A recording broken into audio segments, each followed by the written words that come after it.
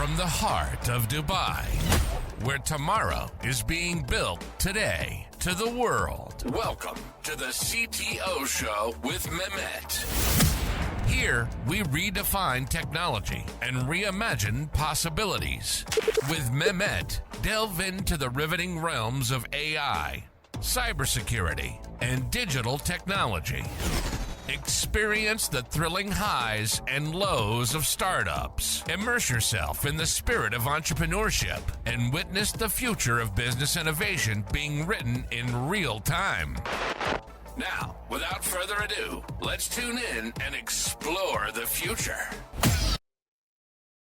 Hello and welcome back to a new episode of the CTO Show with Mehmet. Today I'm very pleased joining me, Tammy Klotz. Tammy, thank you very much for being with me on the show today. The way I love to do it is I keep it to my guests to introduce themselves. So a little bit more about you, your journey, and what you're currently up to, and then we can start to take the conversation from there. Which I promise the guests, the audience, it's something really, really cool.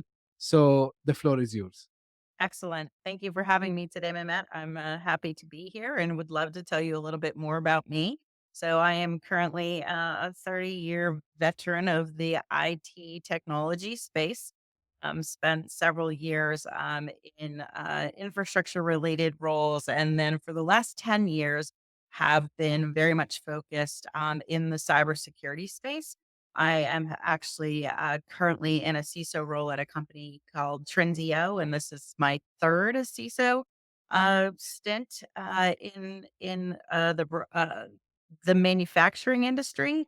One energy, two chemical manufacturing organizations.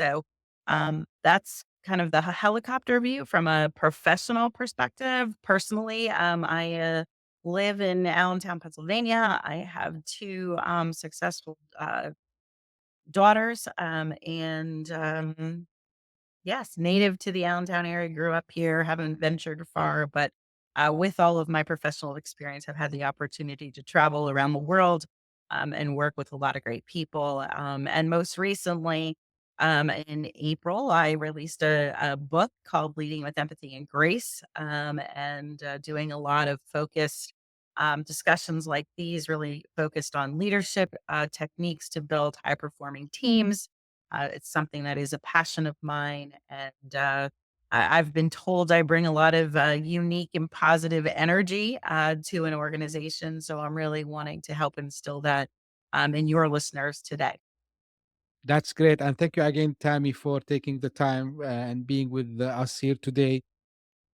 A question that I didn't prepare, honestly, but, you know, every single guest I had who works specifically in cybersecurity, I ask them why cybersecurity. And, especially being a CISO, and I have, in my network, a lot of CISOs, like you have probably the most difficult job ever is to keep the lights on and make sure that is there anything specific that attracted you to be in that space, or like what was like the main thing that you know made you decide, what, I want to be in this space? Okay.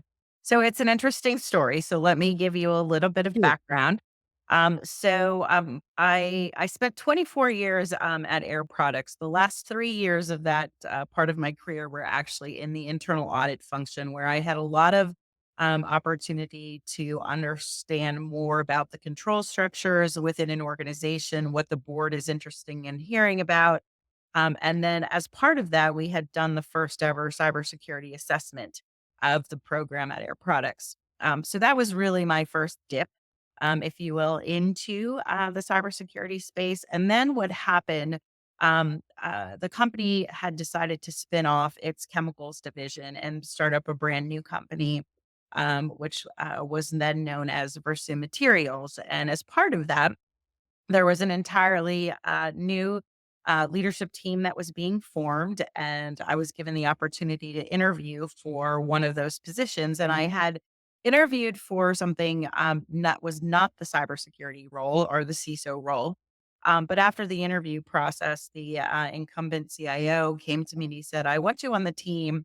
I don't want you in the role that you interviewed for, but I want you in the cybersecurity, the CISO role." And I kind of looked at him and said, "Really?" And the reason, because I said, well, there's probably a lot more people out there that know a lot more about this than I do. But his point to me, and very wise at that point in time, was, look, you've been with the company 24 years. You have excellent relationships with the leadership team. You know the business, and you also have the audit background from a controls perspective. We can work on all the rest of the stuff. And, so it was kind of that push or that nudge that actually got me into the cyberspace. And I've stayed there ever since. And I think one of the things that has kept me here is one, the ability to translate cybersecurity risk into business risk, and working with the business leaders in the organization is something that I thoroughly enjoy doing, to distill some of those complex terms into, business impacting statements, why it's important, how is it going to affect the bottom line of the company. So teaching is something that is kind of inherent in my style. So that kind of feeds right into that. And then the other thing that I will add to that is with regards to the cybersecurity community. It is a very, I'll say, strong community from an industry perspective.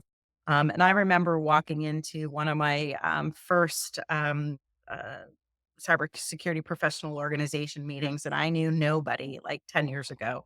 But that organization and many others is a very strongly connected family, if you will. And in this space, we are all, fighting the same enemy. We are all having to deal with the same sort of attacks. So the collaboration that you get from that community is something that is extremely beneficial and makes all of us successful, because we can learn from each other. Absolutely. And what a journey, Tammy. And, it's really inspiring. And, I was going through uh, many things that you have done. And you mentioned a couple of things. Now, the role of the CISO, in addition, of course, to translate, as you said, the technical details into something that the business can understand. Mhm. So you need also to be at the same time on top of everything as a leader, right? So the first thing I want to ask you, cybersecurity by itself, and I mean, the audience knows. So when we say cybersecurity, we talk about all the risk, all the, the attacks that happens on the business. And, whenever there is an incident, it's like very, very like, everyone will be on a high, High alert. and high alert, like very high stress situations. So from leadership perspective, and I'm very curious to know, like, Tammy, from you, um, how you can maintain this, you know, ability to manage the stress while at the same time, managing the team in a way that you get them to perform under this extremely, extremely high pressure. So that's a great question, Mehmet. And I think, we've had to recently practice that, not from a cyber attack perspective, but with the recent global CrowdStrike incident, right? And, there are definitely some things that you need to bring to the table as, somebody who's leading the effort. Because what tends to happen, as you said, in a high alerts situations, emotions are high. People are like stressed. They're trying to figure out what to do next. So one of the first things that needs to happen, and it may take a little while, is to really focus on what the facts are. What do we know at this point in time? What is true? What is not true? And then really putting together, a structured plan, ad hoc in a lot of cases, although we all have our incident response playbooks that we follow. But every situation is unique and different, right? So get the team aligned on what the facts are, and then, structure the troubleshooting, the recovery efforts in such a way that it is very clear of who's responsible for what, and how we're going to manage and track the incident. So I'll use my personal experience from the CrowdStrike incident. it was focused on the fact of what were the endpoints that were actually impacted. There were laptops, there were servers, there were applications, there were manufacturing facilities that were impacted. And we couldn't haphazardly go through this process and figure out what we had resolved and what we hadn't resolved. So essentially, we came up with four work streams, with a leader focused on each one of those. And they took lead and they took charge to what had to happen in each of those spaces. And then as the broader team came back together, the reporting actually happened across each of those work streams. So identifying what the action plan is going to be, having regular checkpoints, and, trying as hard as possible as it can be sometimes is to really keep the emotion out of it.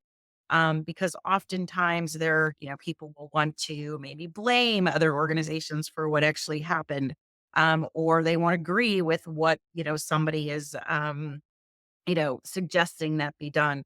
And being able to really filter and um, be the voice of reason through those activities becomes extremely important. And then two other things that I'll add is, one, acknowledging the effort of what everybody is contributing to the situation. We had over 50 people that were signing into those checkpoint calls, and everybody was engaged, everybody was collaborating. And, it worked because everybody was aligned, and everybody knew what their job was. And then the last piece of that is that while the technical team was off doing what they needed to do, there's the media that's going on. Everybody wants to know what's happening. Nobody can log onto their computers. So you really have to manage the communications outward as well. And outward can be to your executive leadership team within the company. It can also be to external counsel or your cybersecurity insurance company or the media in some cases as well. So, and it's very important the consistency of the message and the facts of the message. And how that is conveyed. So while the technical team is off doing their thing, you want to protect them so that they can stay focused and people aren't tapping them saying, what's going on? What's going on? What's going on? And then, my role was, essentially being I'll say the translator of taking the information to the executive team in a way that they could digest and understand what was happening and what the impact was. So those are some of the techniques that I use. The CISO, in my opinion, and a lot of others, is not the technical role. It's more the business leadership role. But being able to bounce from both sides of the conversation is one of the things that makes you successful in this role. Absolutely. And what a great example, Tammy, like, because like it's probably one of the most stressful events, at least in the past couple of years, like I have witnessed. Now, I'm going to ask you about something, and even I know you have written a book about that, Mhm, which mhm, is empathy, right? Empathy. And I would relate empathy honestly with resiliency. And the mm, reason I like to relate these two, because I think, and correct me if I'm wrong, Tammy, and this is where I want you to highlight to us and, for fellow CISOs and even someone who might be looking to become CISOs or even any role in technology these days, you know, so leadership, we see this all the time in different places. It's about, being resilient, being able to manage also the stress that you just mentioned, but at the mhm, same time, you need to show the empathy, right? So here, you know, how you can integrate, these values, right, mhm, into the kind of leadership style that you have, especially, cybersecurity is very demanding, and what you just mentioned, I can't bring any other good example about a stressful event such the one that happened last month, and of course, because it's gonna be, aired the month after, so now it's been 2 months since the CrowdStrike event. sure. So I would love to hear your opinion on that, Tammy. So, yes. So empathy and grace are definitely not two words that you hear typically talked about in I'll say corporations. And it's just that there are two skills that I think are critical to the success for the acknowledgement of the fact that everybody is a human being. Everybody does have feelings, and sometimes feelings nobody is, really like wanting to talk about or skirt around. But that is in fact what makes all of us tick as human beings, regardless of where we live, where we work, what our beliefs are, etc. So the way that, I defined empathy is really around making sure that I'm continuously aware of other people's feelings and maintaining a neutral position and being inclusive with their thoughts and ideas as well. So, as you're in a high pressure situation, this isn't about, making people feel good necessarily, but it's one, acknowledging their contributions and listening to their ideas so that they know that they're being heard. It doesn't mean that you're going to act on everything they tell you, but by listening and active listening to what they have to contribute and what they have to offer and not cutting them off mid sentence, not allowing somebody else to talk over them, but giving them the space and time that they need. And that's a delicate balance, especially when you're in a crisis situation, depending upon, the individuals who are contributing. Some folks like to dominate the conversation, which maybe with relevant information or irrelevant information. So you really have to be the gauge in that conversation. And, if somebody needs to be, um, you know, asked to give somebody else some time or basically to stop talking for a little bit, it's all about how you go about doing that, because the respect will come if you say, okay, well, we got to move on versus, well, okay, so Tom, that's what you had to offer. Sam, what are you going to bring to the table? And really making that inclusive conversation and a very effective and timely type of conversation. Because let's face it, we've got work to do and we've got to get it done.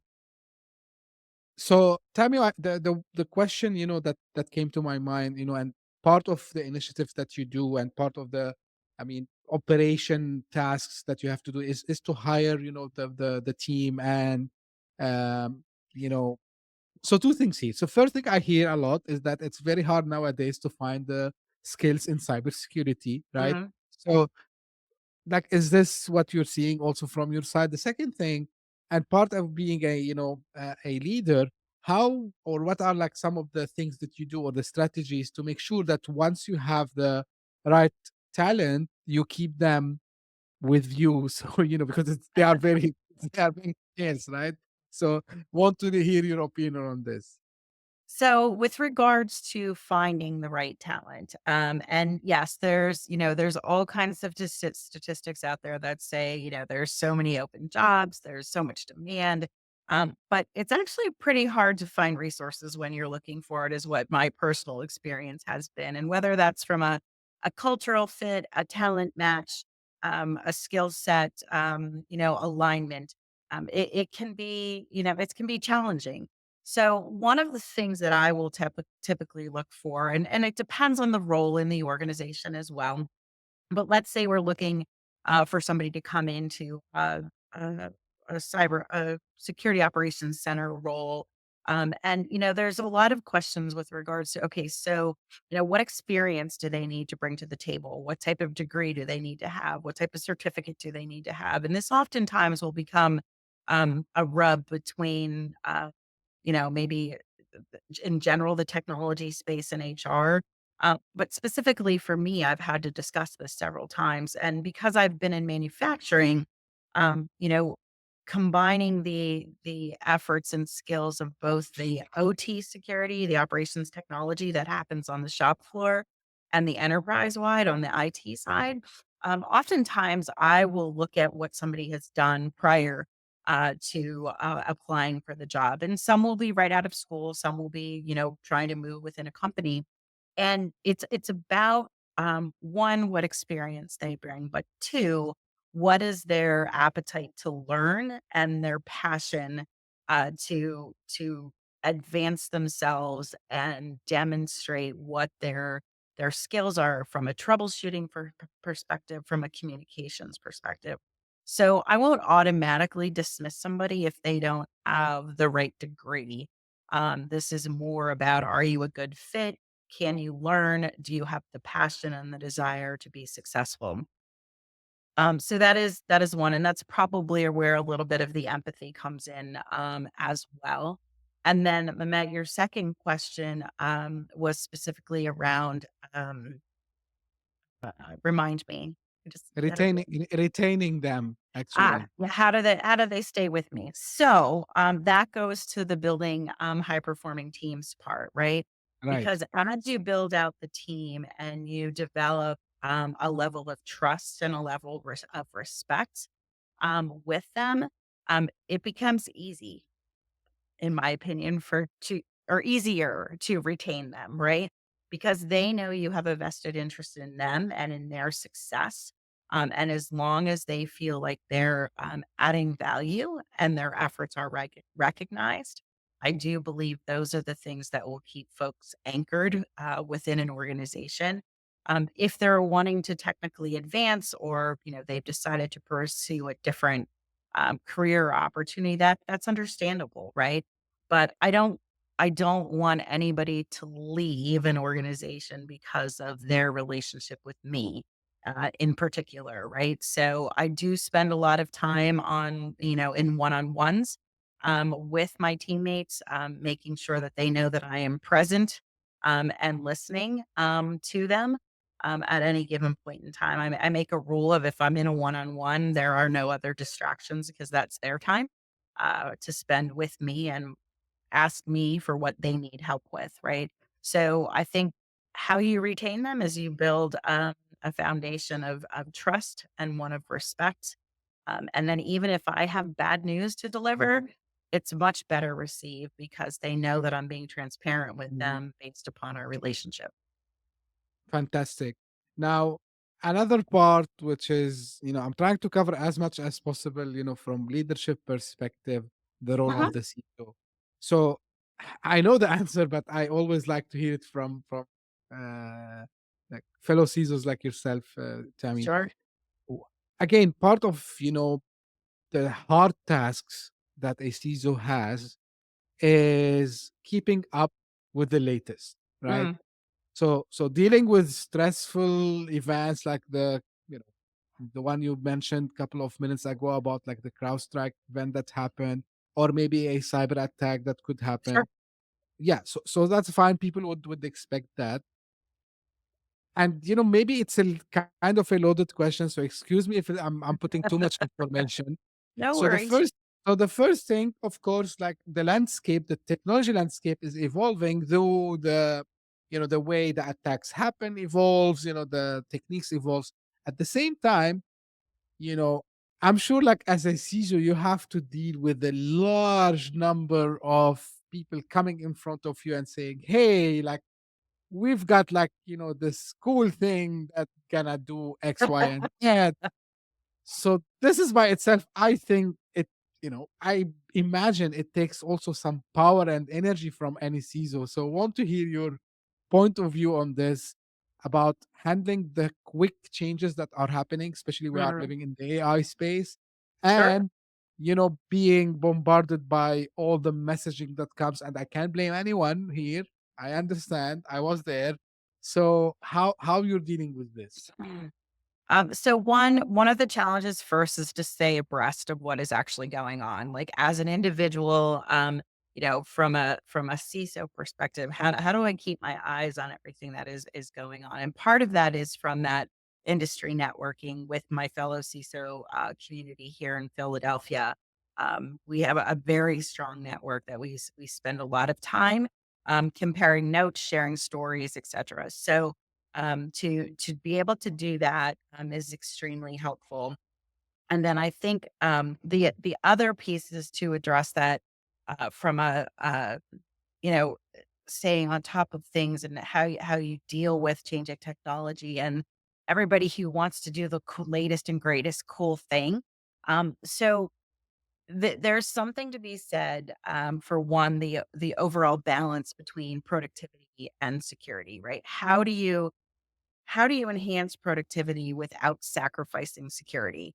And what I try to do in my role is really talk to folks in terms of risk, and really not be the office of NO, because that's what a lot of security folks are perceived as being, as a blocker. They get in my way. I can't do anything. And we change that dialogue and, basically turn it on its head and have a different conversation about, talk to me about what you're trying to do and why you want to do it. Where's the business value of what you're, wanting to do? And then let's talk about how we do that securely, so that your needs and the needs of the organization from a protection perspective are also kept in mind. The other piece of that is really understanding the organization that you work with, work for. What is their risk appetite? How much are they willing to take on, in the name of innovation, or in the name of new technology? So, some of it comes down to what you have embedded in, like, your acceptable use policies and your business codes of conduct, because there is a behavioral element, to all of that. Don't put company intellectual property out in chat GPT, for example. That's not really a good idea. Right. So we can try to control everything from a technical perspective, but you also need to focus on that education and awareness piece with your end users, because they are, the most common attack vector. So making sure that they're educated, and understand what the risks are, and make them pause as part of their daily interactions to say, okay, like, if it feels wrong, I probably shouldn't be doing it, or if I have concerns about it. So having them pause and then being able to ask the question. So I will spend a lot of effort on that training and education, and awareness, for the organization at large, so everybody is more prepared with relevant content. And then, it's all about partnership, right? So, we have an AI task force that's in place right now. And we have partnered very closely with our R&D organization, our technology organization. What are you trying to do for our customers with AI? What do we need to be concerned about from a security perspective? So it's about talking, it's about conversing, it's about listening, and really putting together a joint plan of how we can accomplish this for the organization. Fantastic. Now you mentioned a little bit about, kind of the privacy issues, and putting some data in Chat GPT or any Mm. simple tool.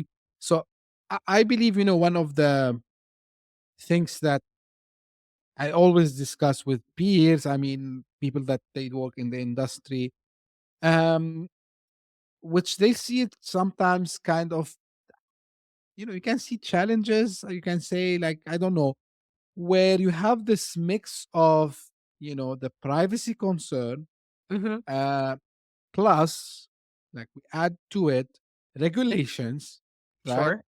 And then we add to it, like, also sometimes ethical considerations, right?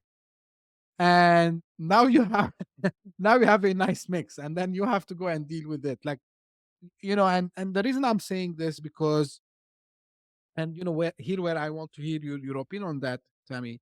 So sometimes people thinks that, all these measures that the security team put on us is trying to limit our ability to be protective. We have to go over many things, like, you're making our lives miserable, right?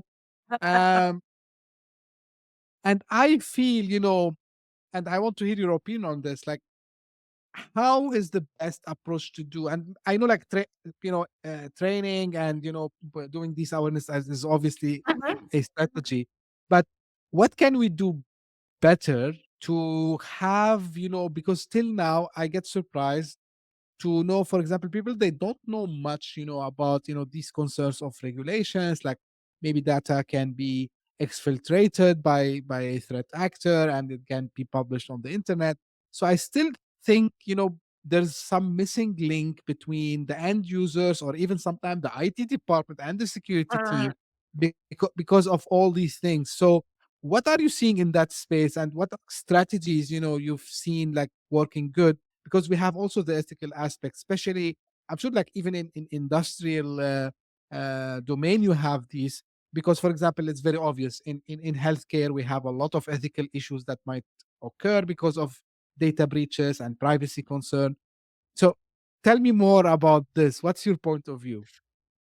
So my point of view is yes, every industry is has their own set of regs that they need to follow, a set of controls that need to be in place specifically, around publicly traded companies or, like you said, healthcare or energy from a NERC perspective, et cetera. So one of the things is to make sure that you are aware and understand what regs your organization is actually being held to and how you are currently in compliance, hopefully, with those regulations. One, so getting yourself well versed in that is probably first and foremost.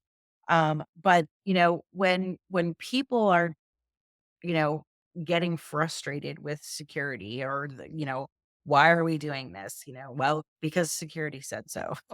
It's kind of like the audit song, right? Like, well, we're doing this because internal audit said we needed to. Well, no, that's really not the case. We're doing this because we need to do this for, our companies as an organization. So what I do in those situations is, it's never about, we're doing this for the sake of security. So yes, I'll take a very simplistic example, right? So we are requiring you to enroll in MDM, a mobile device management tool, if you want to use your personal phone to access company property. Well, that's annoying. I really don't want to do that. You're a big brother. You're going to be watching my personal phone. And it's like, look, if you want the convenience of having one phone and using it to access corporate assets, this is the requirement. This is what you need to do. I think, so explaining to folks about why you're doing something and not just saying this is what we're doing becomes extremely important. Go back to the days when multi-factor authentication was first being introduced. Everybody was like, I don't want to have to do this. I don't want to have to do it on my, personal phone, or, are you going to give me a work phone if I'm going to have to do this? Like, so there's definitely, trade-offs and discussions that can be had. I think the other piece of it is really around when you have examples that are happening within your organization. I think the transparency of sharing that information, so folks do realize that this stuff does happen here, and it's not in a way to name or shame, somebody who accidentally clicked on a link. That's not the point. The point is turning that into a learning opportunity to say, look, this did just happen, right? Or using examples of events that have happened that are very publicly being talked about, like CrowdStrike, like mayors, like the Colonial Pipeline. Pick an incident, right? And talking about that in the terms of, okay, if this would have happened to us, would we have been impacted? What could have happened if it happened to us? So we try to do, I'll call them case studies maybe that show, if there's something in the news that's very relevant to our organization. There's been recently an 8K that's been filed for Orion, which is a chemical manufacturing company that was most likely a result of a business email compromise scan. Well, it's somebody in our industry, so let's talk about that. And how does that happen? So again, I am a huge training and awareness person, and I don't mean like taking courses online. I mean talking about, the stuff that really does happen and putting in the context of your own business. That's I think this is a better way, Tammy, because people who rely, for example, only on the online trainings Of course, I'm not saying they are useless. Don't get Mhm. me wrong. And even I've seen people they get like good at, for example, they can measure. Okay, we were like from this percentage of people clicking the wrong link, and now it gets reduced to this. But the thing is that I think talking about it and letting people, you know, just in a human to human conversation, understand, what are the consequences of something wrong happened that it might even affect their jobs, for example. uh, and I've seen like this is, even from a consultancy perspective, telling it in a story format, like, look, I'm not here to scare you, but look, like this company faced this, and this what happened to them, and they had to do one, two, three, which is not good, and it can happen Mhm. to us, right? And the reaction is, oh, okay, now I get it. So it's not like kind of just bombarding people with knowledge that they don't understand. So 100% agree with you on this. Now, tell me, as we are almost coming to the end, something I want to ask you, which is I think we didn't touch on. We repeated that, yes, cybersecurity is stressful. Cybersecurity is not easy to do, and especially being in a leadership position that add another layer of difficulty. So, what have you seen working to have a proper work-life balance? Mm. Because you might get calls in the middle of the night, right? Something wrong's Yep. happened. So what you can tell us about managing this balance? So, one of the things there's a chapter in the book that's really focused on self care, which work life balance is part of that chapter as well. And really, I think one, it's a very individual decision that folks also need to think about and respect, right? So for me, and being in a high crisis type of industry, the acknowledgement of there is going to be times where, yes, and we all know this, like there is no typical day, right? Because one, we're always connected. But we may, there are going to be times where the weekend of July 19th, I was working all weekend, right? It wasn't an option. It was just something that we had to do. So what I tell people who work for me and who I mentor and I coach is as part of that self-care, you need to make sure that as an individual, you understand what your boundaries are and you need to set those boundaries for yourself. And you need to acknowledge when you're willing to compromise and when you're not willing to compromise. And if you operate consistently within those boundaries, you will have a work-life balance that is something that is acceptable to you. I was recently on a panel with a group of women during Women in Tech Week, and the one woman on the panel, she said, "You know what? She's like, I like to work 14 hours a day. Don't tell me I can't. Don't tell me I don't. That's not good for me because it's what I want to do, right? So it's the acknowledgement and that self awareness of what is your style, what you're comfortable with doesn't mean it's for everybody. And then you also have to make sure that as you're working with your team, that if I'm working 15 hours a day, which I don't always do sometimes, right? That it's not the example that I'm setting for them. So I have a very conscious conversation about that to say, hey, look, if I'm responding to an email at midnight, I'm not expecting a response 15 minutes later. When you get on the next day, that's fine. I have another individual on my team right now. He's a active learner all the time. Well, he would continually get feedback. Well, you're always online, you always respond. So we've had to modify that a little bit, right? Because there are some regions of the world where that's not allowed from a legal perspective as well. Right. And it's okay if you're learning, but then don't make yourself available in Teams or, whatever, Slack to be interrupted. Make that your time. So developing those boundaries for yourself, working within those boundaries, I think is what becomes most important. And they're going to change over time. When I was raising my girls, they came first and I had to make some decisions that said, I'm going to be present for them. And that sometimes meant I didn't work on a Friday afternoon because of something that was going on. But I made sure that my job was still getting done. And if you can focus on that, the boundaries of an office are obviously very different these days since COVID. We all work remote, but the most important thing is that you're getting your job done and you're maintaining that sense of self and the boundaries that you've established for yourself. This is again eye-opening, I would say, on doing this work-life balance in a proper way. And thank you for sharing your experience, Tammy, Sure. with us. Absolutely. Finally, this is the final thing I ask my guests: where people can get to connect with you and learn about your work. Sure. So best way to connect with me right now is on LinkedIn. Look me up, Tammy Klotz. The one thing I would ask if you want a connection is that you just drop a note that says, I heard you on the CTO show and would love to connect with you. That would always be helpful for me. And then if you're interested in purchasing the book is available on Amazon. It's Leading with Empathy and Grace. And I would love to have you pick up a copy, read it, give me feedback, put an Amazon review out there. But I would love to hear from folks after you've had the opportunity to listen to me today. Sure.